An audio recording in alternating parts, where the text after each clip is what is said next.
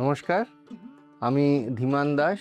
আমি কেসি দাস প্রাইভেট লিমিটেডের executive director. নবীন চন্দ্র দাস যিনি আমাদের স্রষ্টা বলতে গেলে আমাদের এই ব্যবসার। আমি 5th জেনারেশন।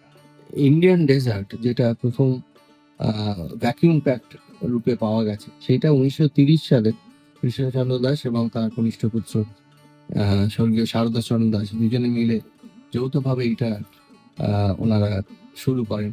কৃষ্ণচন্দ্র দাসের বাবা রবীন্দ্রচন্দ্র দাসের সৃষ্টি করা রসগোল্লা 1868 সালে সৃষ্টি হয়েছিল। 1868 থেকে আজ পর্যন্ত আমরা চেষ্টা করছি শুধু এক নয়, আরো দিনে দিনে কি করে সেটাকে আরো ভালো করা যায়। এটা একটা তখনকার দিনে খুবই অবাক করা একটা ভেঞ্চার ছিল যে একটা বাঙালি মিষ্টি যেটা তখনকার দিনে হাঁড়ি করে সবাই নিয়ে যেতেন, ক্যারি করতেন। তাতে ভয় ছিল, হাঁড়ি ভেঙে যাওয়ার ভয়, হাঁড়ি ফুটো হয়ে যাওয়ার ভয়, রস পড়ে যাওয়ার ভয়। লুজ রসগোল্লা গরমকালে 12 ঘন্টাও থাকে না, আমার রস এতটাই পাতলা, টিনে ভরে মানে প্যাক করলে সেটা কিন্তু 6 মাস অব্দিও ভালো তখন থাকতো। এখন তো আরো বেশি দিন রাখা যেতে পারে। আমরা তাই জন্য ক্যান রসগোল্লায় মাইক্রোনিউট্রিয়েন্টস অ্যাড করা হচ্ছে, vitamin A, vitamin C, dietary fibres, এইসব দিয়ে একটু এনরিচ করা হচ্ছে। বাঙালিরা যেভাবে ব্যবসা করেন, যে নিষ্ঠা নিয়ে ব্যবসা করেন, সেই জন্য তারা কিন্তু এই 100 বছরের ওপর অব্দি তারা কিন্তু টিকে আছেন এবং মাথা টুকে টিকে আছে। তাদের কিন্তু কম্পিটিটর নেই। যতই বলুন বোরোলিন ওই এক প্যাকেজ চলছে, এখনো এক ওই গন্ধ বেরোয়, একই ফ্লেভার। আমরা যেটা অ্যাডভার্টাইজ করি তার থেকে ভালো দেবার চেষ্টা করি।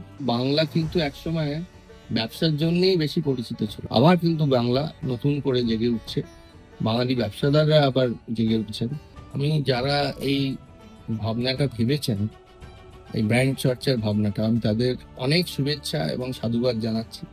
এটা আজকের দিনে দাঁড়িয়ে খুবই দরকার ছিল, কারণ এই যে একটা প্যানেল ডিসকাশন হবে, লাস্ট ধরুন 100 বছর কি লাস্ট 200 বছর ধরে ব্যবসা করছে, তাদের জার্নিটা শুনলে অনেক নতুন নতুন ব্যবসাদারের কিন্তু অনেক সুবিধা হবে, অনেকে এই ব্যবসায় আসবেন আরো।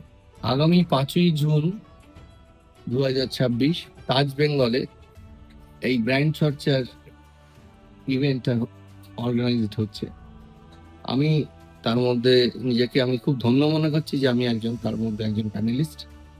আপনারা সবাই আসবেন, আমিও তো থাকছি। খুব ভালো একটা সময় কাটবে সবাইকে। অনেক ধন্যবাদ।